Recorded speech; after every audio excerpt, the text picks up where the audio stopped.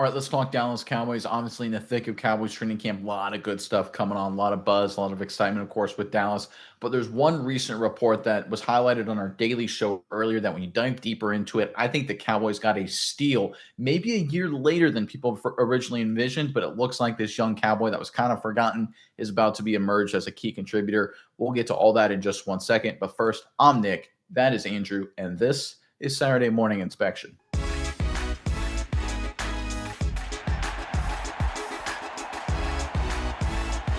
All right, one of the things when it comes to steals, and whether it's draft steals, undrafted free agent steals, trades, whatever it may be, we all just sort of assume there's going to be immediate results. But that's historically not the case. Look at Tony Romo, right? It was multiple years before he became a starter. The greatest steal of all time, Tom Brady, did almost nothing his first year with the New England Patriots. Now, this next play I'm going to mention, I don't think it really belongs in the category of those two greats, but I think it's a sign that sometimes things take longer than a few weeks or a few months for a guy to emerge as a potential high value addition for the Dallas Cowboys. And to that end, let's jump into a report that was highlighted on our daily show a little while ago, but I want to circle back to it and dive into some data. Let's pull up the report here, courtesy of Nick Harris at the Fort Worth Star-Telegram. Cowboys head coach Brian Schottenheimer gave us a name yesterday that might be off the radar, but he said to keep an eye out for. A guy to watch out for is Nate Thomas. He's doing great. He's a guy we didn't get to see a lot of football out of last year. He's been great. After being drafted in the 7th round in the 2024 draft, Thomas missed all of his rookie year after suffering from knee tendonitis. He worked his ass off getting back. He had a great spring, worked incredibly hard, and he was here all the time. We're moving him around. He's playing multiple spots. He looks really good right now at tackle. He's a big guy that's hard to get around. I love the flexibility that he brings. Right, so Nathan Thomas was a 7th round selection.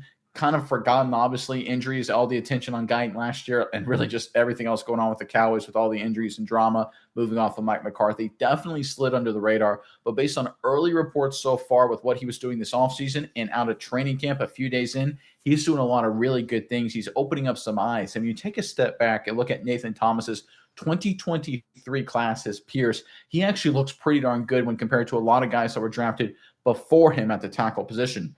Let's pull up this graphic here to talk about exactly what I'm referring to. This is all courtesy of PFF. Again, we're talking a year ago, the 2024 draft. Excuse me, it says 2023 on here. That's a typo. It should say 2024. And you can see the guys mentioned here across the board. We've got Blake Fisher, who was the 2nd round selection, and then Roger Rosengarten, who was the 2nd round selection. Fisher to Houston, Rosengarten to Baltimore. DJ Glaze, a 3rd round selection, went to the Raiders. And then we got Nathan Thomas, who was a 7th round selection, obviously to the Cowboys. And you'll notice right off the get-go, looking at this chart, that the two most consistent players on here are Fisher on the far left, Thomas on the right. Remember, Fisher was a 2nd round selection. Thomas was a 7th round selection. Big gap there.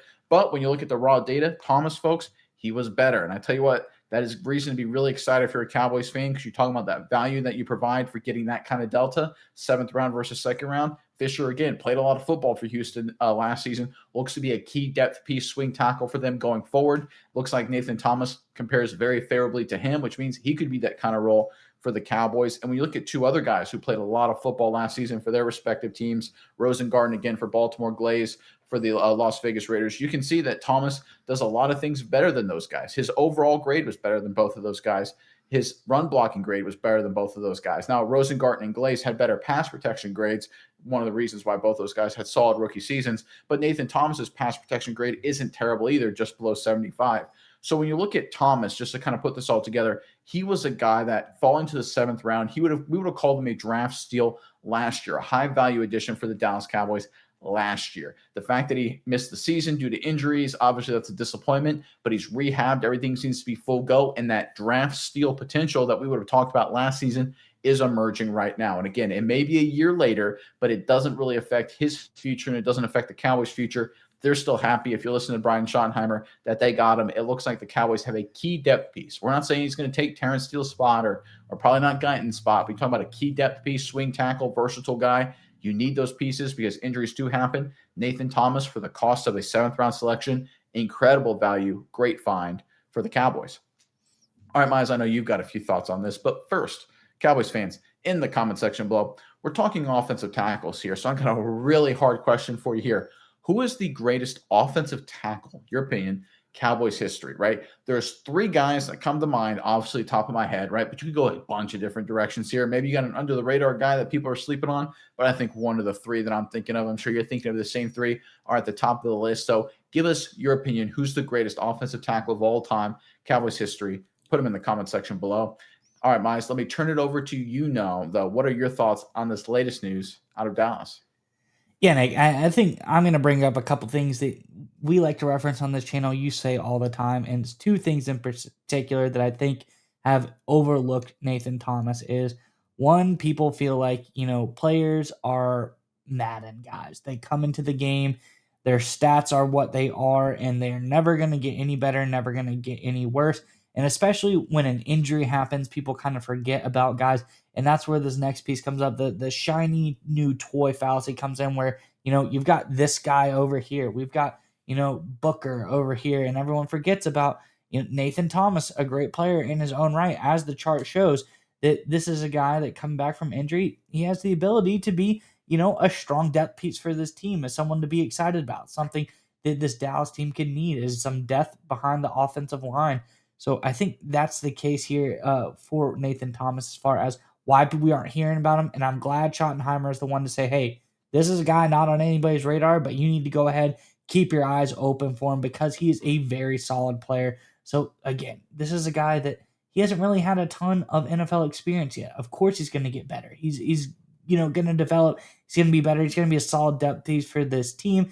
Then just because all of these other new offensive linemen are coming in, coming out, there's rising stars on this team. We love Cooper Beebe. We love, Smith, Booker, Guyton, Steele. All these guys are great, but we can't forget about, the depth, the key pieces here. Because to make long playoff pushes, you got to have the depth. You got to have the rotational pieces, guys that do a good job. And that's what I feel like Nathan Thomas is going to be able to do for this team.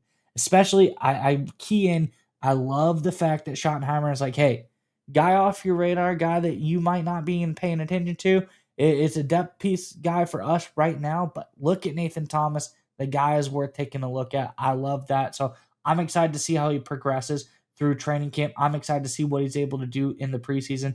This is a guy that I think he may have a bright future with this Dallas team, whether he works himself into some sort of starting role or becomes a solid swing tackle depth piece. Very, very key position for a lot of teams, especially when injury strikes. It's nice to have a guy that can slot in and is a solid player. So Nathan Thomas for the Cowboys, I think this was a really great pickup. I'm glad it's coming to light not little too late, a year behind schedule as far as when we're talking about it, but we got it. This was a steal for the Cowboys, and they're already saying, look out, Nathan Thomas is on the rise.